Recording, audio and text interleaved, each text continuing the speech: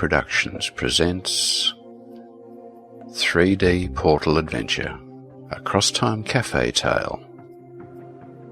Featuring Addie as Lady Beth, Shatul 88 as Catdude, Makey Antier as Tiger T, Fetid as the Captain, with Asclepius as the narrator and crew. Lady Beth and White Pony are the creations of Scudder, White Pony, Kidwell. All other characters come from their players at the Crosstime Cafe. http://whiteponyproductions.com. Co-authors Derek Catdude Lindsay, Tiger Timo Stephen, and Scudder White Pony Kidwell. Script adaptation Derek Lindsay. Produced and edited by Asclepius. Chapter 7. Lady Beth explains her history in this realm and her current reason for being there. Age ago, this realm was one of my first to protect as a guardian. Due to my inexperience, I had made several wrong judgments that cost the lives of many of the inhabitants of this realm. In time, I was able to right the many wrongs I had caused, and through it all, they never blamed me for my earlier failures. They see me as a hero, a warrior princess that saved their realm. I do not deserve the title or the praise. The reason I am here, this mission, is to check the condition of the barrier breach.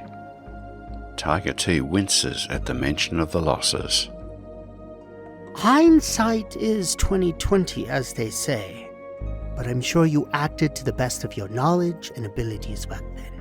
While it is regrettable that those lives were lost, I think the rest of them are right to see you as the one that saved them. You did so not by giving up, not by running away from it, but staying and working hard, mending your earlier inexperience's consequences. As the Catdude hears her words and sees the grief written on her face, his heart aches all the more for her sadness. Yet he fights down the urge to take her hands and give her a comforting embrace, for he remembers the law. One must never touch a unicorn without permission. He can only trust to his spoken word to bring comfort to her. But am I good enough? My lady, there are few things as painful as an error of youth and inexperience that results in fatalities to others. But T is right. You didn't run away or fix blame on others. You stayed, took responsibility, and fixed it. So the people are right to hold you up as they do. And it does do you credit that you don't let it go to your head. I suppose Lord Ipan gave you the same speech as he gave me and my squad mates the day we were inducted into the Corps of Paladin Cavaliers, the one about never letting hero worship go to your head, even if you deserve it, for such pride will get you killed, or worse, others around you will die. My lady, I too know the pain of such a mistake, but unlike you, I never got to fix it. I was still an untrained youth, and others had to step up to fix it. They were adults, trained and experienced. They had to put in the effort and pay the price. All I could do was watch while I trained, learned, and practiced and prepared. It still stings. My lady, when I first came to the cafe and met you in the dining hall, you gave me your forgiveness for failing to rescue from enslavement to that miserable minstrel. You also asked me to forgive myself, and so I shall. I embrace wholeheartedly and without reservation the forgiveness you gave me then. Thusly, my lady, I plead for you to accept the forgiveness these people have clearly extended to you. My lady, please forgive yourself. The Catdude looks out upon the expanse before them. A breach, you say? I'm all too familiar with breaches. Especially the one that turned me into the sad, sorry mutant who stands before you, my lady. One that I helped to cause.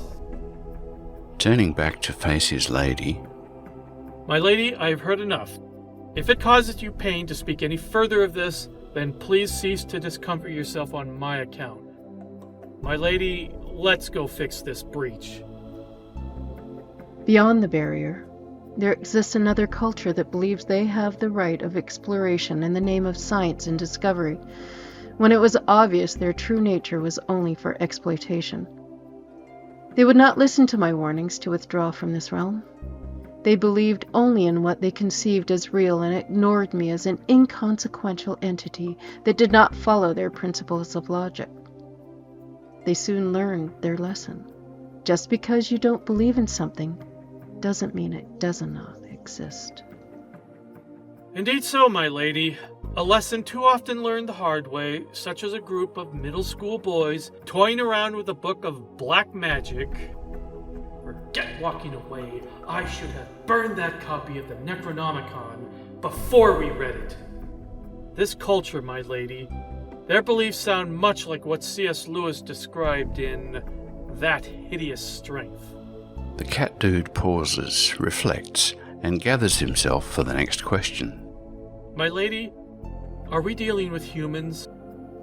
No, CD, but beings that have run a similar course of development, though along more sinister lines than humans. Over my long life, I've discovered that beings that rely on technology wear blinders, so dependent on it that they do not see the true reality surrounding them. And the saddest part of their narrow-mindedness is refusing to believe their own instruments, so caught up in their superiority that they dismiss their findings as an error in their equipment, because they can't be wrong. Keeping an open mind, I think the answer lies in honest observance. When we open our eyes and look, we'll see that the world will usually tend towards an equilibrium, not extremes. If their culture still exists, they're fortunate. Ignorance can be very dangerous. No matter the circumstance, the true power of nature will always be superior.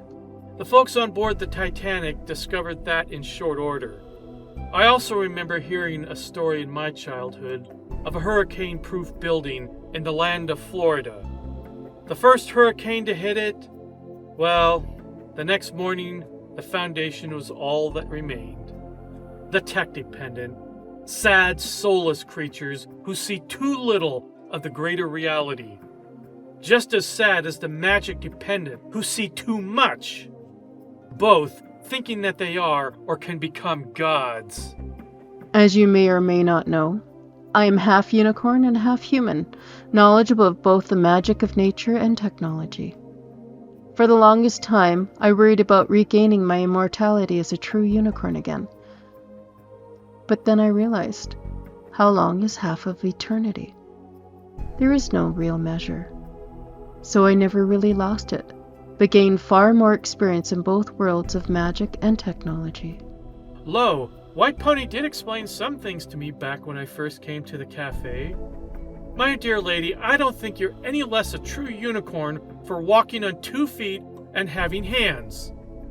I know, the alicorn, a time will come for its restoration. As happy as I am to hear you don't have to worry about dying of age. Getting fatally hurt is nonetheless a dangerous possibility. Please be careful, Lady Beth. As Florence once remarked, the boundary of tech and magic blur when you don't grok them. Do not worry, Lady Beth. We will be there to help and protect you. Finishing her conversation with the felines, Lady Beth turns to the ship's bosun, who is in charge while the captain sleeps.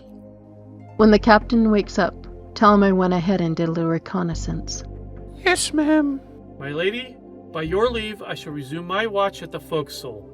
Though perhaps a spell at the quarterdeck might first be advisable to be sure nobody has been following us.